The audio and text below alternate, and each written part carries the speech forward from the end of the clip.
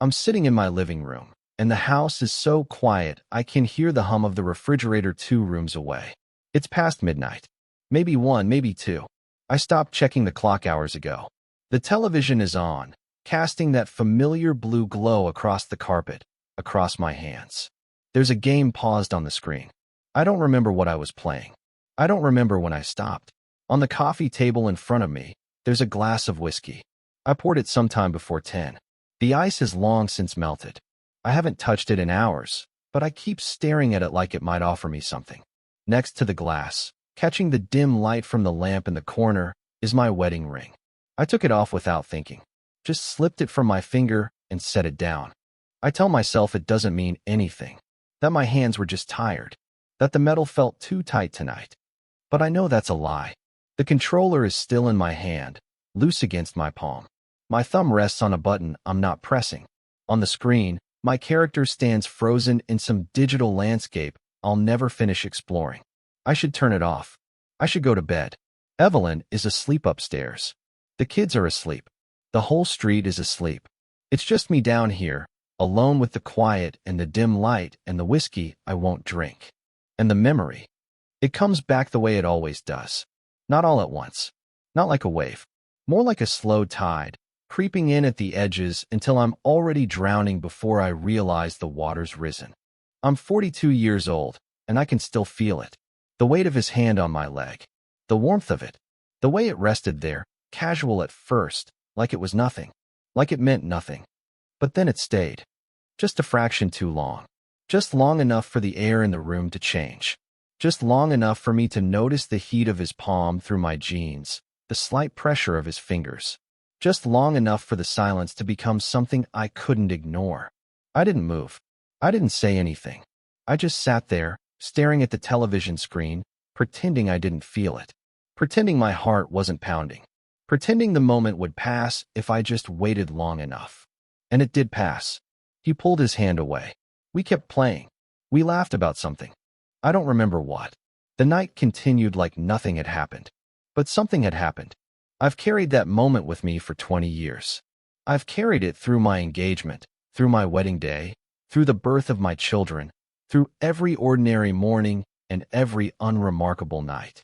I've carried it through arguments and anniversaries and quiet Sunday afternoons when Evelyn reads beside me on the couch and I pretend I'm content. I lean back against the cushions now, letting my head tip toward the ceiling. There's a water stain up there, faint and brown, shaped like a continent I can't name. I've stared at it 1,000 times. Tonight it looks different. Tonight, everything looks different. I close my eyes and I'm 23 again. I'm in that apartment with the thin walls and the radiator that clanked all winter. I'm sitting next to Nathaniel on a couch we found on the curb and carried up 3 flights of stairs. We're playing some game I don't care about, and he's laughing, and his hand is on my leg, and the whole world has narrowed to that single point of contact. I should have said something then. I should have asked him what it meant. I should have leaned into it, or pulled away, or done anything other than freeze like a deer in headlights, too terrified to acknowledge what was happening. But I didn't. I let the moment slip past. I graduated. I moved away. I met Evelyn. I built a life that made sense. A life people could understand. A life I could explain. And now I'm here, sitting in the dark with a ring on the table and a memory I can't bury. I open my eyes. The game is still paused. The whiskey is still untouched. The house is still silent. I don't know what I'm waiting for. I don't know what I think is going to happen. But I can't seem to move. I can't seem to stand up and turn off the television and climb the stairs to bed. Because if I do, tomorrow will come. And tomorrow I'll have to keep pretending. And tonight, just for a few more hours, I don't want to pretend anymore. Morning comes the way it always does. The alarm on my phone pulls me from sleep that never felt deep enough. Evelyn is already up. I can hear the shower running in the bathroom, the faint sound of water through pipes. I lie there for a moment, staring at the ceiling, at that same water stain that looks ordinary again in daylight. I don't remember putting my ring back on, but it's there on my finger when I look down. I must have done it before coming upstairs. Some reflex. Some habit too ingrained to break even in the middle of the night when everything feels like it's unraveling. I get up. I brush my teeth. I put on the gray button-down I wear on Tuesdays. I go downstairs and make coffee, and the kitchen floorboard creaks under my foot the way it has for 15 years. The same creak. The same spot. I've been meaning to fix it. This is my life. This has been my life. I'm 42 years old. I've been married to Evelyn for 18 years. We met at a friend's wedding when I was 26. She wore a green dress. She laughed at something I said that wasn't particularly funny, and I remember thinking she was kind, that she was safe, that she was exactly the kind of person I should build a life with. And I did build a life with her. We have 2 children. Noah is 16, tall and quiet, always buried in his phone or his sketchbook. Lillian is 14, sharp and quick-witted, the kind of daughter who sees through excuses before you finish making them. They're good kids. Better than I deserved, probably. Our home is a 3-bedroom colonial on a tree-lined street where people wave when they drive past. We have a yard. We have a deck I stained myself 3 summers ago. We have framed photos along the hallway, marking out the years in careful increments. First day of school, beach vacation, Christmas morning, all the expected moments, documented and displayed. I work as an architect, mid-level, nothing remarkable. I design office buildings and residential complexes, the kind of structures people walk past without noticing. I sit in meetings where I nod along to discussions about budgets and timelines. I contribute when asked. I stay quiet when I can. My boss thinks I'm dependable. My colleagues think I'm competent. No one thinks about me much beyond that. I drive Noah and Lillian to school most mornings. They sit in the back seat, earbuds in, living in worlds I'm not part of. I used to try to start conversations. I'd ask about their day, their friends, their plans. Now I just drive. The silence feels easier. On weekends, I grill. Burgers, chicken, whatever Evelyn asks me to make. I stand at the grill with a beer in one hand and tongs in the other, and I watch the smoke rise, and I think about nothing. Or I try to think about nothing. The neighbors sometimes come over. We talk about property taxes and lawn care, and whether the school board is making the right decisions. I smile. I laugh at the right moments. I play the part. Because that's what this is. A part I've been playing for so long, I almost forgot it wasn't real. Evelyn and I used to touch more. In the early years, she'd reach for my hand when we walked. She'd lean against me on the couch while we watched television. She'd kiss me goodbye in the mornings, her lips warm and soft against mine. I don't remember when that stopped. It wasn't sudden.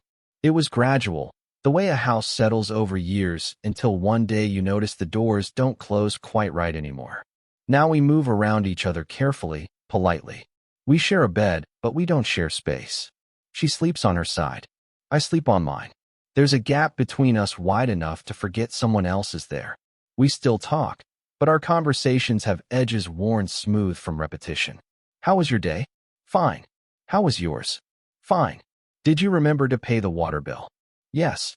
Don't forget Noah has a dentist appointment Thursday. I won't forget. And then silence, filled with the sound of dishes being washed or the television playing something neither of us is watching. I don't think she's unhappy.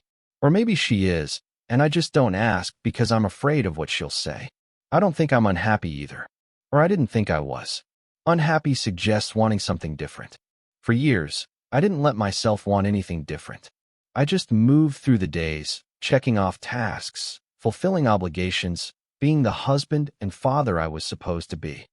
But late at night, when everyone else is asleep and the house is quiet, I feel it. That dull ache. That low hum of something missing. It's not loud. It's not urgent. It's just always there, like tinnitus, like a sound you learn to live with until you can't remember what silence used to feel like. I avoid mirrors sometimes. Not always. Just sometimes.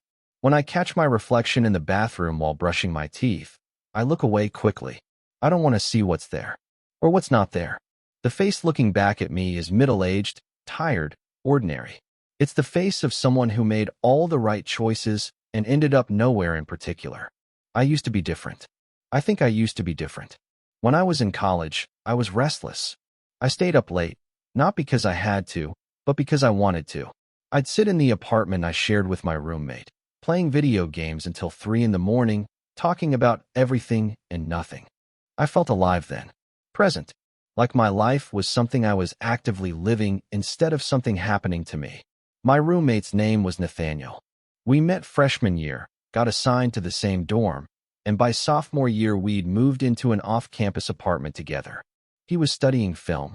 I was studying architecture. We were different in a lot of ways, but we fit together easily. He made me laugh. He challenged me. He saw things in me I didn't see in myself. We'd spend hours on that lumpy couch we'd carried up 3 flights of stairs, controllers in hand, arguing about strategy or laughing at stupid jokes. Our shoulders would brush. Our legs would touch. It felt natural, easy, until it didn't. There was one night in particular, spring of senior year. We were playing some game I don't even remember now. We'd been drinking a little.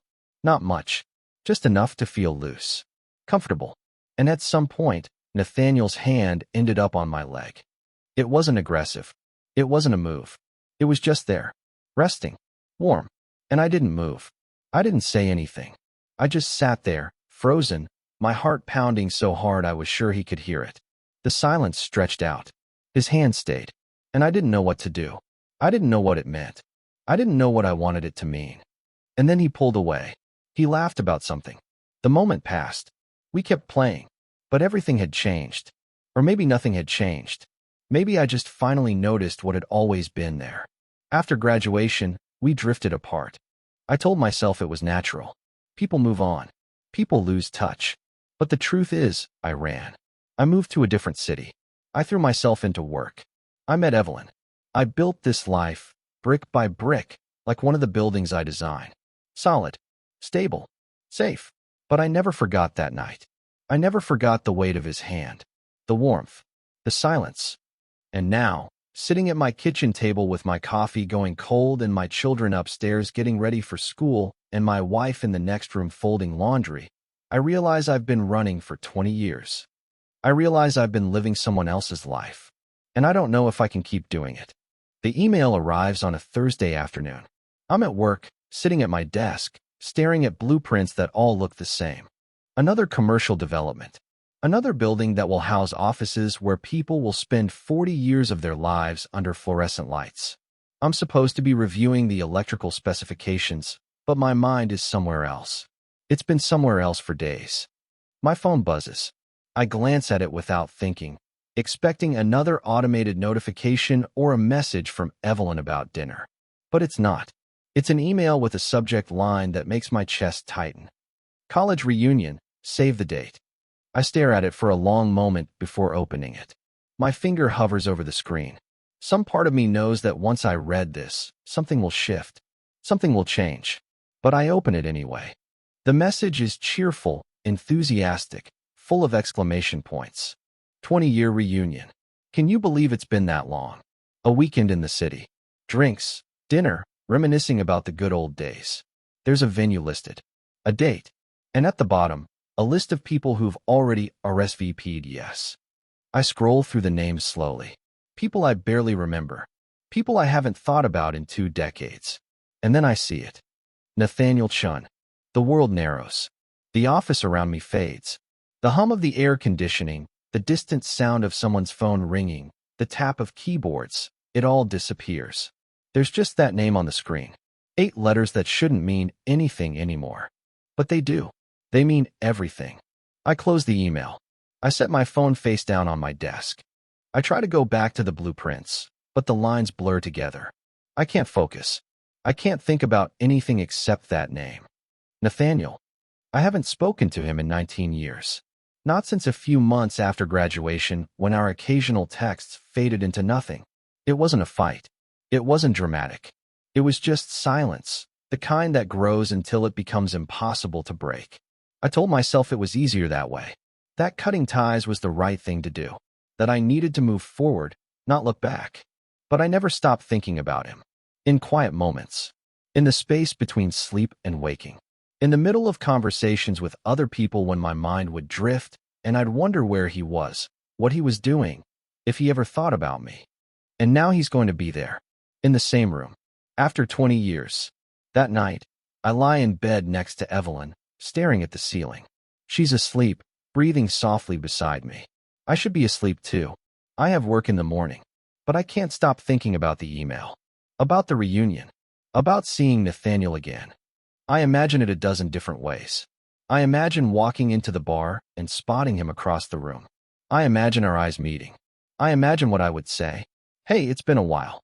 Long time no see. Remember me? All of it sounds wrong. Inadequate. I imagine him looking different. Older, obviously. Maybe heavier. Maybe graying at the temples like I am. Maybe wearing glasses. Maybe completely unrecognizable. Or maybe exactly the same. Maybe carrying that same easy smile, that same way of tilting his head when he listens, that same presence that always made rooms feel smaller and more alive. I imagine him not recognizing me. I imagine him recognizing me and not caring. I imagine him being married, happy, settled into a life that has nothing to do with me. I imagine introducing myself as if we were strangers. I imagine pretending that night never happened. But I also imagine something else. I imagine him remembering. I imagine him looking at me the way he used to, like he could see past all the walls I'd built. I imagine him asking the questions no one else asks. I imagine the air between us charged with everything we never said.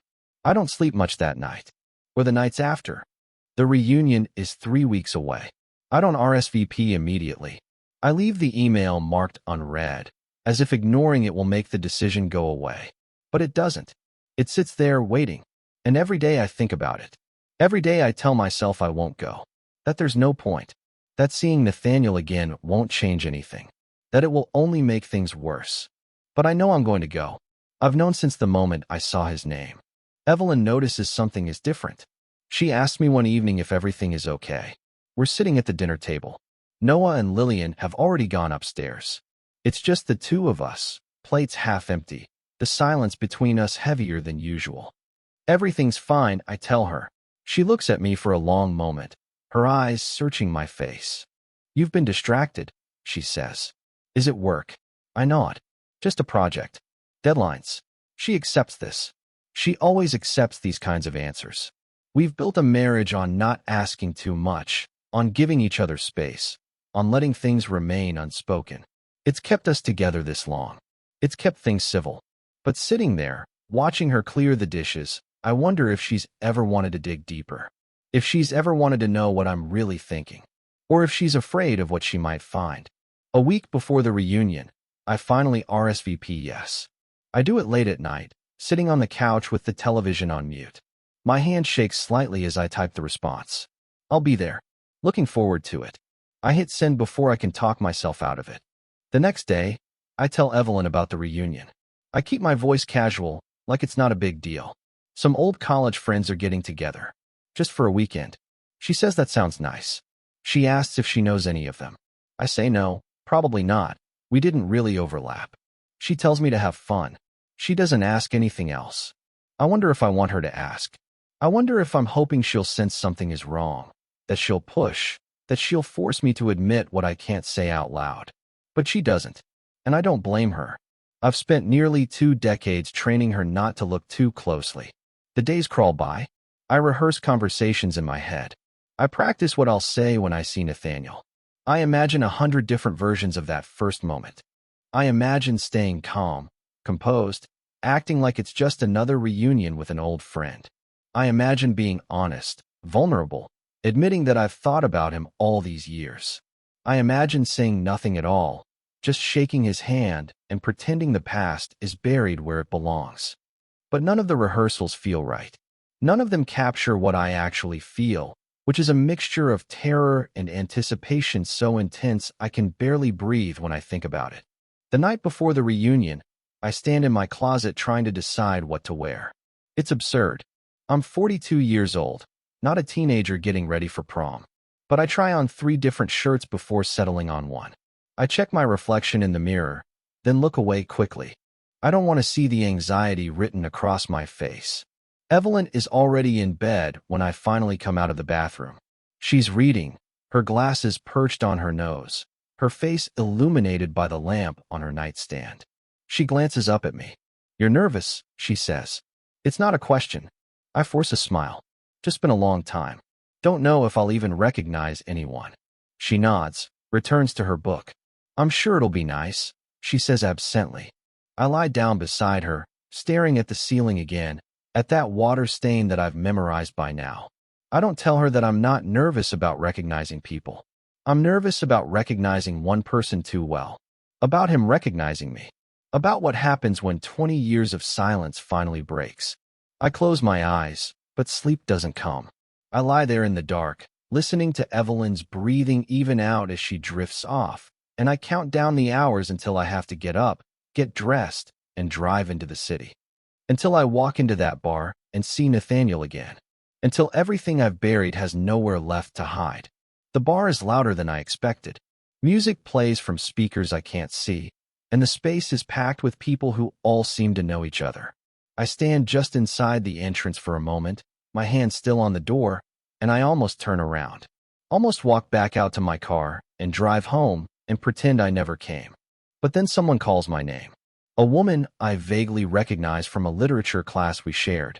She's smiling, waving me over to a group near the bar. I force myself forward, shaking hands, accepting a drink I don't want, nodding along to conversations about jobs and kids and mortgages. Everyone looks older. Everyone looks tired in the way that middle age makes people tired. But they're smiling. They're laughing. They seem genuinely happy to be here. I keep scanning the room. I can't help it. Every time someone new walks in, my eyes dart toward the door. Every time I hear laughter from a different corner, I turn to look. I'm searching. I'm waiting. And I hate myself for it. For being this transparent. This desperate. And then I see him. He's standing near the back of the bar, talking to two people I don't recognize. He's wearing a dark blue shirt, sleeves rolled to his elbows. His hair is shorter than it used to be, with gray at the temples. He's broader than I remember, filled out in the way men do when they leave their 20s behind. But it's him. Unmistakably him. The way he stands, the way he gestures when he talks, the way he tilts his head slightly when he listens. It's all exactly the same. My chest tightens. My hands feel cold despite the warmth of the crowded room. I take a drink I don't taste, trying to steady myself, trying to figure out what to do. I could walk over. I could wait for him to notice me. I could leave before he does. And then his eyes find mine. The noise of the bar seems to fade. The music, the laughter, the clinking of glasses. It all becomes distant, muffled, like I'm underwater. He's looking at me, really looking at me. And for a moment, neither of us moves. We just stand there, across the room from each other, and 20 years collapse into nothing. He smiles. Not a polite reunion smile. Something else. Something that reaches his eyes. Something that looks like recognition and relief, and maybe the same fear I'm feeling. He excuses himself from the conversation he was having and walks toward me. My heart is pounding. I set my drink down on the nearest table because I don't trust my hands to hold it steady. Julian, he says when he reaches me. His voice is the same. A little deeper, maybe, but the same. Nathaniel, I say. And it sounds strange, saying his name out loud after all these years. We shake hands. His grip is firm and warm, and it lasts just a second longer than it needs to. When he lets go, I feel the absence of his touch like a cold spot on my palm. It's been a while, he says, and there's something in his tone.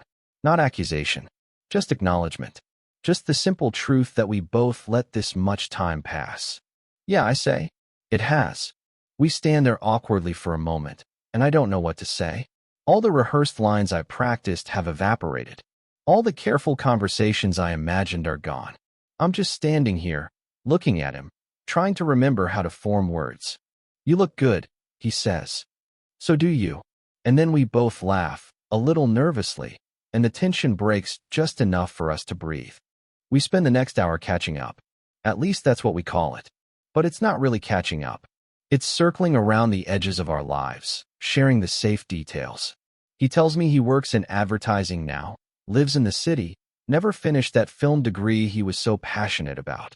I tell him about architecture, about the suburbs, about the projects I work on that all blur together. We talk about the old apartment, the professors we had, the parties we went to. We laugh about things that weren't particularly funny then and aren't particularly funny now, but we laugh anyway because it's easier than sitting in silence. He doesn't mention a wife. He doesn't mention a partner. And I notice that. I notice it so much that it's hard to focus on anything else. I do mention Evelyn, but only in passing. I say I'm married. I say I have kids. And he nods, says that's great, asks their names, and I tell him. Noah and Lillian. He repeats them like he's committing them to memory, and I wonder why that matters. I wonder what he's thinking behind those dark eyes that haven't changed at all. The crowd around us thins as the night goes on. People leave in groups, promising to stay in touch, exchanging numbers they probably won't use. Eventually, it's just a handful of us left. Nathaniel suggests we get out of the noise, maybe grab coffee somewhere quieter.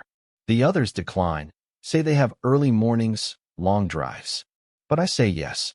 I say yes without thinking, without considering what it means. We end up at a diner 3 blocks away. It's nearly empty, just us and a tired waitress and a cook in the back. We sit in a booth by the window, and the fluorescent lights are harsh and unflattering, but I don't care. We order coffee we don't drink and keep talking. The conversation shifts. It becomes less careful, less safe. He asks me if I'm happy. Just like that. No preamble. No softening the question. I don't know how to answer. I open my mouth and close it again. I pick up my coffee cup just to have something to do with my hands. That's not a yes, he says quietly. I guess not, I admit. He nods. Doesn't push. Doesn't ask me to explain. He just sits there, waiting, giving me space to say more if I want to. What about you? I ask, deflecting. Are you happy? He considers this. I think I've been looking for something, he says finally. For a long time. I'm not sure I've found it yet. There's weight in those words. There's something unspoken underneath them. I feel it pressing between us, filling the booth, making the air thick. We talk until the waitress starts giving us pointed looks. We talk until the cook comes out and starts wiping down tables.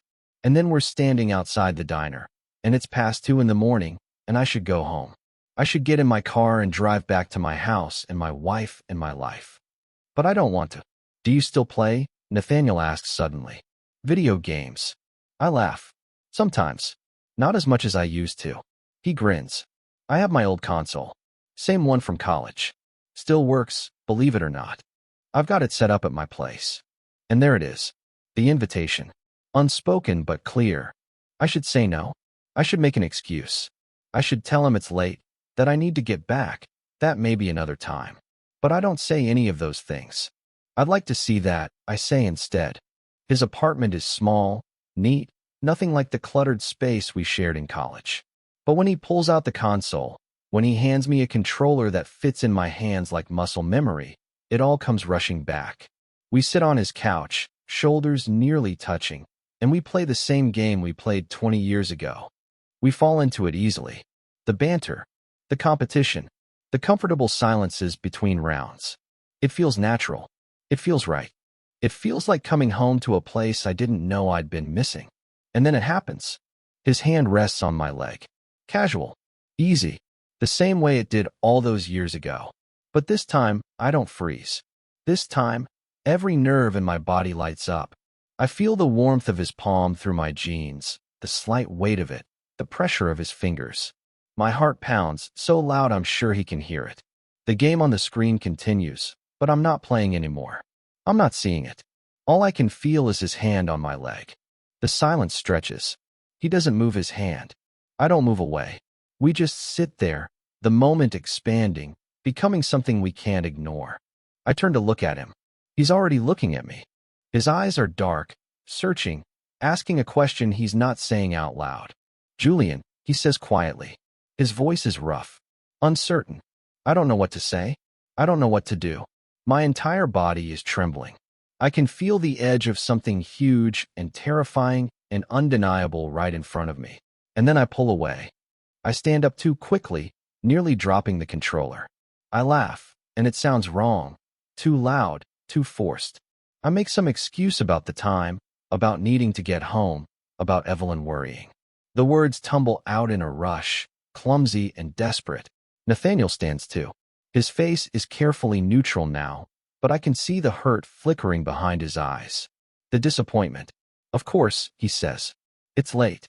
I'm at the door before I can think. I'm muttering something about this being great, about doing it again sometime, about staying in touch.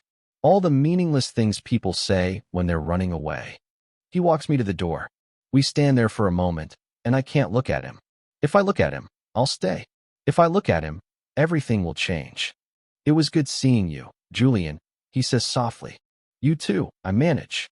And then I'm in my car. I'm driving home through empty streets. My hands are shaking on the wheel. My leg still feels warm where his hand was. And I know, with absolute certainty, that everything has already changed. When I get home, the house is dark, silent. I walk upstairs carefully, trying not to wake anyone. I slip into bed beside Evelyn, who doesn't stir. And I lie there in the darkness, staring at the ceiling, feeling the ghost of Nathaniel's touch on my leg. And I know I can't keep doing this. I know I can't keep pretending. I don't sleep that night. I lie beside Evelyn, watching the shadows on the ceiling shift as cars pass outside, and I press my hand against my leg, against the spot where Nathaniel touched me. The warmth is gone now, but the memory of it burns. The next few days are impossible. I go through the motions. I wake up. I shower. I dress. I go to work. I sit at my desk and stare at blueprints and pretend I'm thinking about load-bearing walls and electrical systems. But I'm not. I'm thinking about the way Nathaniel looked at me, the way his hand felt, the way I ran. My phone sits on my desk like an accusation. He hasn't texted. I haven't texted. The silence between us is different now. Before, it was the silence of time and distance. Now it's the silence of something said without words, something acknowledged and then abandoned. I should be relieved. I should be grateful that I left when I did, that I didn't let the moment go further. I should feel like I dodged something dangerous. But I don't feel relieved. I feel hollowed out, like I left part of myself in that apartment. At home, I'm a ghost. I speak when spoken to. I eat dinner. I ask Noah about school, and he grunts responses. I ask Lillian about her day, and she tells me about some drama with her friends that I can't follow. Evelyn watches me from across the table, and I can feel her eyes on me even when I'm not looking at her. On Wednesday night, she asks me how the reunion was. We're in the kitchen. She's loading the dishwasher. I'm putting away leftovers. It was fine, I say. Just fine. I shrug. You know how these things are. A lot of small talk. People you barely remember. Did you see that roommate you used to have? She asks. The one you mentioned. Nathaniel. My hand freezes on the refrigerator door. I don't know how she remembers his name. I don't remember mentioning him specifically. But she remembers. Yeah, I say carefully. Briefly. That's nice, she says. I'm glad you got to catch up. She closes the dishwasher and turns to look at me. Her expression is neutral, but there's something in her eyes. Something searching. I nod. Force a smile. Yeah, it was nice. But the word feels like ash in my mouth. That night, lying in bed, I finally allow myself to think clearly. To really think about what happened. About what I felt. About what it means. I've spent 20 years building a life based on what I was supposed to do. What was expected. What was safe. I married Evelyn because she was kind. Because she made sense. Because marrying her meant I could stop asking myself questions I was terrified to answer. But those questions never went away. They just went underground. They became the dull ache I learned to ignore. The hollow feeling. The distance I put between myself and everything. Even my own reflection. And now, after one night with Nathaniel, after one touch, I can't ignore it anymore. I can't pretend it's not there. I can't keep telling myself this is enough. Because it's not enough. It never was. On Thursday, Nathaniel texts me. It's simple. Just, hey, was good seeing you the other night. I stare at the message for 20 minutes before responding. I type and delete 3 different replies before settling on. Yeah, you too. 3 dots appear. Disappear. Appear again. Finally, if you ever want to do it again, let me know. No pressure. No pressure. As if there's any universe where this doesn't feel like the weight of the world pressing down on me. I don't respond right away. I put my phone face down on my desk and try to work. But an hour later, I pick it up again and type. I'd like that. The response comes quickly. This weekend, there's a walking trail by the river. Good for clearing your head. He's giving me an out. A public place. Daylight. Nothing that could be mistaken for anything other than 2 old friends reconnecting. But we both know it's more than that. We both know what we're really doing. Saturday morning, I tell Evelyn I'm going for a walk. She's reading the newspaper at the kitchen table, coffee cup in hand. She glances up, nods, tells me to take my jacket because it's supposed to be cold. I almost tell her then. I almost sit down and say everything I've been holding inside. But I don't. I just grab my jacket and leave. The trail is quiet when I arrive. It's early enough that most people are still home, still sleeping in on a Saturday. Nathaniel is already there, waiting by the trailhead. He's wearing jeans and a gray hoodie, hands in his pockets, looking out at the water. When he sees me, he smiles. Not the careful reunion smile from the bar. Something softer, more real. We start walking without saying much. The path winds along the river, trees on one side, water on the other. It's peaceful, the kind of peace that makes silence comfortable instead of heavy. After a while, Nathaniel speaks. I'm sorry, he says quietly. About the other night. I shouldn't have. I didn't mean to make you uncomfortable. You didn't, I say quickly. Too quickly. Then, softer. You didn't make me uncomfortable. He glances at me. Then what? I don't answer right away. I watch the water, the way it moves around rocks, always finding a path forward. Finally, I speak. I've been thinking about that night, I say. From college. The night when your hand. I can't finish the sentence. But I don't need to. He knows what I'm talking about. Me too, he says quietly. I've thought about it. A lot. We walk a few more steps. My heart is pounding. My hands are trembling in my pockets. I should have said something then, I tell him. I should have. I don't know. I should have done something. You were scared, Nathaniel says. It's not a question, just a statement of fact. I was terrified, I admit. And I still am. We stop walking. We're at a bend in the river, trees overhead, no one else in sight. Nathaniel turns to face me, and I force myself to meet his eyes. What are you afraid of? He asks gently. And that's when it breaks. That's when everything I've been holding back for 20 years comes pouring out. I'm afraid of being honest, I say. My voice cracks. I'm afraid of admitting that I built my entire life around a lie. That I married someone I care about, but don't. I can't. That I've been pretending to be someone I'm not because it was easier than facing the truth. I'm afraid of what it means that I've thought about you every single day for 20 years. That when you touched me the other night, it was the first time in decades I felt anything real. I'm afraid of what happens if I admit that out loud. If I stop running. The words hang in the air between us. I'm shaking. I can feel tears threatening, and I hate it. I hate how vulnerable this makes me. How exposed. Nathaniel steps closer. He reaches out slowly, giving me time to pull away if I want to. But I don't want to. Not anymore. He takes my hand. His fingers lace through mine, warm and solid and real. And for the first time in my life, I don't pull away. I don't make excuses. I don't run. I just hold his hand and let myself feel it.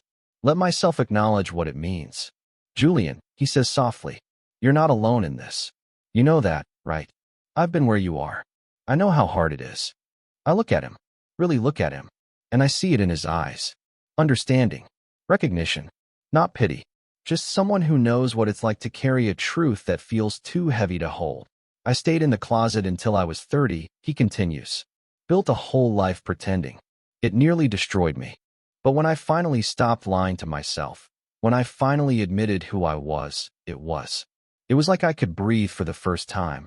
How did you do it? I ask. My voice is barely a whisper. One day at a time, he says. One honest moment at a time. It doesn't happen all at once. But it happens. We stand there, hands clasped, the river moving beside us, and I feel something shift inside my chest. Not a sudden revelation. Not a dramatic transformation. Just a small, quiet opening. A crack in the wall I've built around myself. I think I've always known. I say finally. I think I knew even back then. I couldn't. I know, Nathaniel says. I know. And he does. He understands in a way no one else could.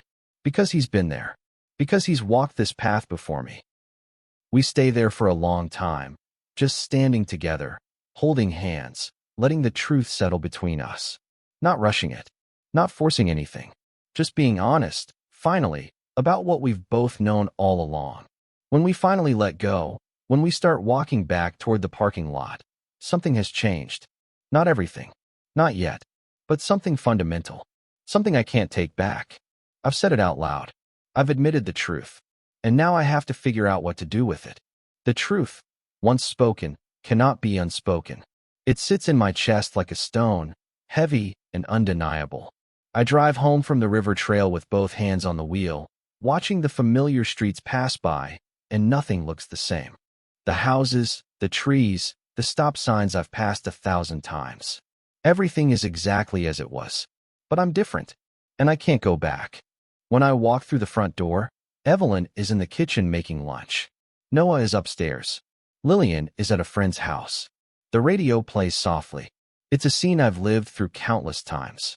Ordinary, comfortable, safe, but I can't breathe. She looks up when I enter, smiles. Good walk, she asks. Yeah, I say. It was good. She goes back to chopping vegetables. I stand in the doorway, watching her, and I feel the distance between us like a canyon. How long has it been like this? How many years have we spent moving through the same rooms without really seeing each other? Without really touching? She's not a bad person. She's never been a bad person. She's kind and steady, and she's been a good mother to our children. She deserves better than this. Better than a husband who's been pretending for 18 years. That night, I lie awake long after she's fallen asleep. I listen to her breathing, steady and peaceful, and I know I can't keep doing this. I can't keep sharing this bed, this house, this life, while carrying this truth inside me. It's not fair to her. It's not fair to me. It's not fair to anyone. But the thought of telling her, of breaking apart everything we've built, fills me with a terror so deep I feel sick with it. The next few weeks pass in a strange, suspended state. I go to work. I come home. I have dinner with my family. I help Noah with his college applications. I drive Lillian to soccer practice. On the surface, everything continues as it always has. But underneath, I'm unraveling. I meet Nathaniel twice more. Once for coffee, once for another walk. We don't talk about the future. We don't make plans. We just exist together in these stolen moments. And every time I'm with him, I feel more alive than I have in years. And every time I leave him, I feel more like a fraud. Evelyn notices. Of course she notices. I've become even more distant than before. I forget conversations we've had. I stare at my phone too often. I'm physically present, but mentally somewhere else. Always somewhere else. One evening, after the kids have gone to bed, she confronts me. We're in the living room. I'm sitting on the couch with my laptop open, pretending to review work documents. She's in the chair across from me, a book in her lap that she hasn't turned a page of in 20 minutes. Julian, she says quietly. I look up. Her face is calm, but I can see the tension in her jaw, the way her hands grip the book a little too tightly. We need to talk, she says. My heart drops. Those 4 words. The ones everyone dreads. I close my laptop slowly, set it aside. Okay, I say. She takes a breath. You've been different, she says. For weeks now. Maybe longer. I've tried to give you space. I've tried not to push. But I can't keep pretending I don't notice. I don't say anything. I don't know what to say. Is there someone else? She asks. Her voice is steady, but I can't hear the pain underneath it. The question hangs between us. I could lie. I could deny it. I could buy myself more time, more distance, more room to hide. But I'm so tired of lying. I'm so tired of pretending. I don't answer. The silence stretches. And that silence is answer enough. She nods slowly, like she expected this. Like she's been preparing for this moment longer than I have. Who is it? She asks. I hesitate. Then, someone from college. We reconnected at the reunion. She absorbs this. Is it serious? I don't know, I say honestly. I don't know what it is. But it's something, she says. It's enough that you can't look at me anymore. That you can't be present with me. With the kids. The guilt crashes over me like a wave. She's right. She's absolutely right. I've been so consumed with my own crisis, my own awakening, that I've neglected everyone else. Noah, Lillian, Evelyn. They've all been living with a ghost. I'm sorry, I say, and my voice breaks. I'm so sorry. She looks at me for a long moment. Her eyes are dry, but there's devastation in them. How long? She asks. How long have you been unhappy? The question cuts deep because it's not really about these past few weeks. It's about all of it. The entire marriage. The entire life we've built. I don't know, I say. A long time. Maybe always. She flinches like I've struck her. But she doesn't cry. She just sits there, absorbing the truth, letting it settle into her bones. Was any of it real? She asks quietly. Yes, I say immediately. I care about you. I always have. You're a good person. You're a good mother. You deserve. I stop. Because what can I say? That she deserves better than me. She already knows that. But you don't love me, she says. Not the way a husband should love a wife. I open my mouth. Close it. Try to find words that won't hurt as much. But there are no words like that. There's only the truth. No, I finally say. Not in that way. I'm sorry. She nods. Sets her book aside. Stands up. I think you should sleep in the guest room tonight, she says. I stand too. Evelyn. She holds up a hand. I need time, Julian. I need time to think. To process this. We both do. What about the kids? I ask. We don't tell them anything yet, she says firmly. Not until we figure out what we're doing. They don't need to be part of this until we have answers. I nod. That's fair. That's more than fair. She walks toward the stairs, then pauses. Turns back to look at me. Is it a man? She asks. Is that what this is about? The question shouldn't surprise me. She's intelligent. She's been watching me. She's probably been putting pieces together for longer than I realized. I could lie. Even now, I could lie. But I've lied enough. Yes, I say quietly. She stares at me for a moment, and I see a dozen emotions cross her face. Shock, hurt, confusion, anger. But underneath it all, understanding. Like something finally makes sense to her. She doesn't say anything else. She just turns and walks upstairs. I stand there in the empty living room, listening to her footsteps above me, listening to the bedroom door close quietly. And then I'm alone with the weight of what I've done. I move my things to the guest room in a daze. Pillow, phone charger, a change of clothes. The room is small, sterile, rarely used.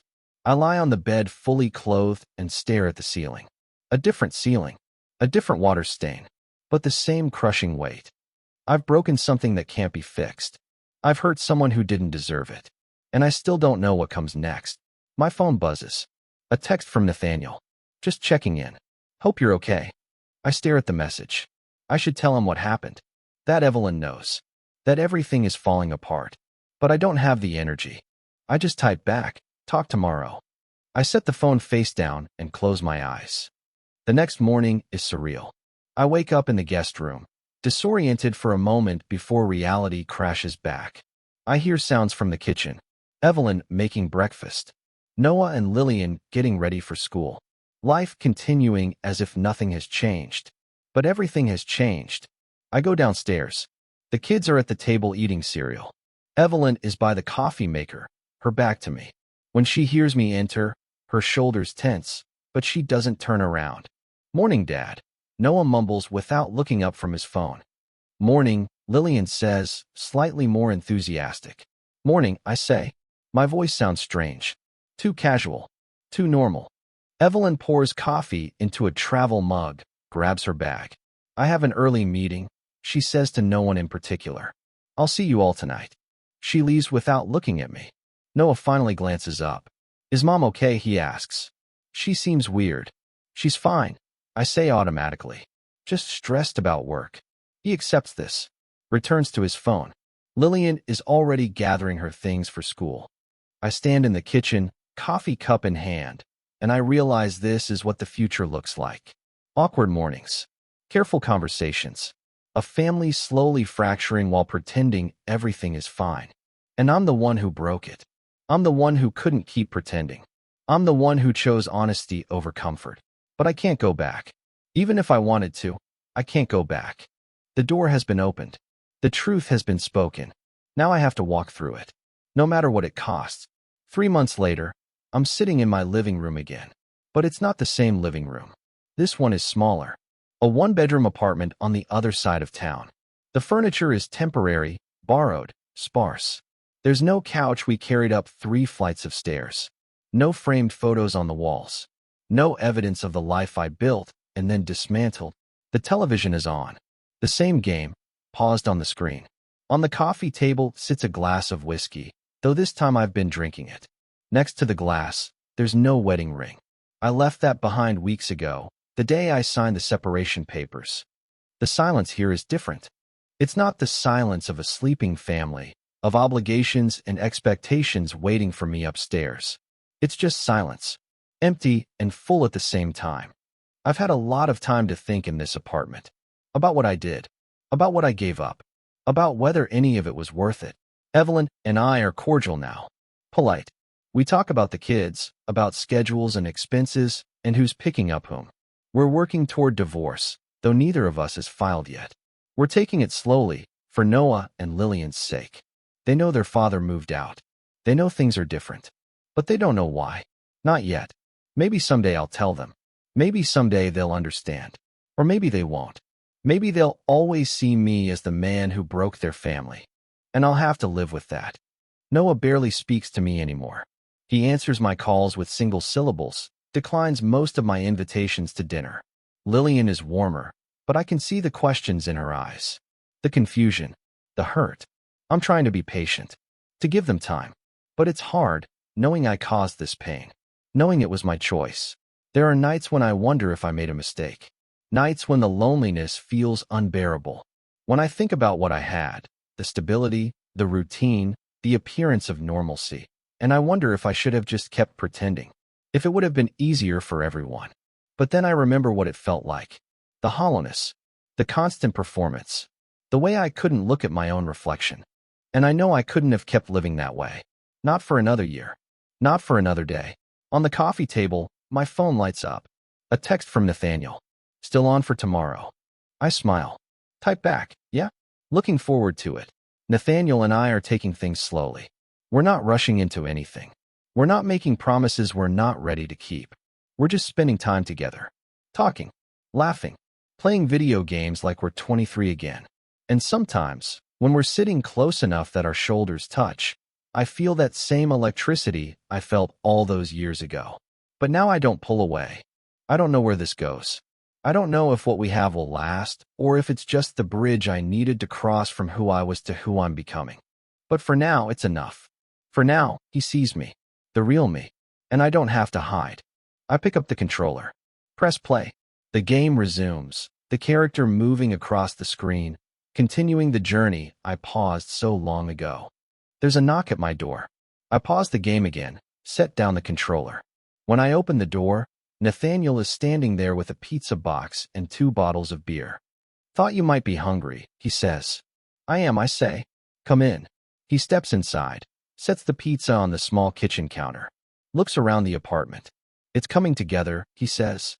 Slowly, I reply. We eat pizza standing at the counter because I still don't have a proper dining table. We talk about his work, about my latest project, about mundane things that feel significant just because we're sharing them. And then we move to the couch, controllers in hand, and we play. His leg is warm against mine. I don't move away. Neither does he. At some point during the night, the game sits forgotten on the screen. We're just talking the way we used to. About everything and nothing. About the past and the future and the strange, uncertain present we're living in. You doing okay? Nathaniel asks quietly. I consider the question. Really consider it. I think so, I say finally. It's hard. It's really hard. But I feel like I'm living my life for the first time. Like I'm actually present in it instead of watching from outside. That's good, he says. That matters. I nod. Look at him. Thank you, I say. For being patient. For understanding. He shrugs. I've been where you are, remember. I know it doesn't happen overnight. We sit in comfortable silence for a while. The apartment is quiet around us, but it doesn't feel empty anymore. Eventually, Nathaniel leaves. We hug at the door, a long embrace that feels like reassurance, like promise, like possibility. When he's gone, I clean up the pizza box and the empty bottles. I turn off the game. I get ready for bed. As I lie in the dark, in this unfamiliar bedroom that's slowly becoming mine, I think about the road ahead. The divorce that's coming. The conversations I'll need to have with my children. The life I'm building from scratch at 42. It's terrifying. It's lonely. Some days it feels impossible. But I'm not pretending anymore. I'm not performing. I'm not living someone else's life. For the first time in 20 years, when I close my eyes, I don't see that moment with Nathaniel's hand on my leg as something I need to bury. I see it as the beginning. The first crack in the wall I built around myself. The first hint that there was something true underneath all the lies. I don't know what tomorrow brings. I don't know if Nathaniel and I will last. I don't know if my children will forgive me. I don't know if I'll ever stop feeling guilty for the pain I caused. But I know I'm finally honest. Finally myself. And that has to count for something. The apartment is quiet. The whiskey glass is empty. The game is off. And for the first time in as long as I can remember, the silence doesn't feel like a prison. It feels like possibility. It feels like I can finally breathe.